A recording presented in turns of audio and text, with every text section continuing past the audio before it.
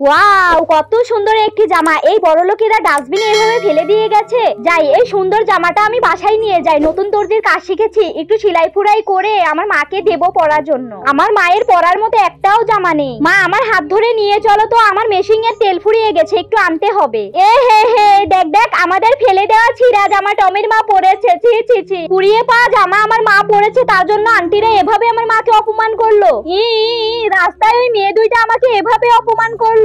একই, আমার মা এখনো কেঁদেই যাচ্ছে। আমি যে আমার মায়ের কাঁদা আর সহ্য করতে পারছি না। যাই, এভাবে হাত গুটিয়ে বসে থাকলে হবে না, আমাকে কিছু করতেই হবে আমার মায়ের জন্য। আরে, এটা তো অনেক বড় ফ্যাশন শোর অনুষ্ঠান। আমার মাথায় একটা চমৎকার আইডিয়া এসেছে। ডাস্টবিনে এই পুরনো কাপড় চোপড় গুলো ফেলে দিয়ে যাই, ঘরের মধ্যে ময়লা হয়ে রয়েছে। আহারে, এত সুন্দর নতুন কাপড় চোপড় এখানে ফেলে দিয়ে গেছে। আমি এগুলোকে নিয়ে গিয়ে আমার মাকে ওরা অপমান করেছে, ওদেরকে আমি দেখেই ছাড়বো আমি কি করতে পারি। ফ্যাশন শোর অনুষ্ঠানে প্রতিযোগিতা হওয়ার জন্য আমার মায়ের জন্য এই ড্রেসটা আমি ডিজাইন করব। এই তো ছিঁড়া পটি দিয়ে আমার জামাটা অনেক সুন্দর ডিজাইন হয়ে গেছে। এবার একটু পুঁতি বসিয়ে দেই। ওয়াও মা, তোমাকে একদম নায়িকা শাবনূরের মতো লাগছে। হে আল্লাহ, এই প্রতিযোগিতার মধ্যে যেন আমার মাই ফার্স্ট হয়ে যায়। দেখো দেখো বন্ধুরা, আমার মাই আজকে বিজয়ী হয়েছে। তোমরা ভিডিওতে লাইক সাবস্ক্রাইব করো।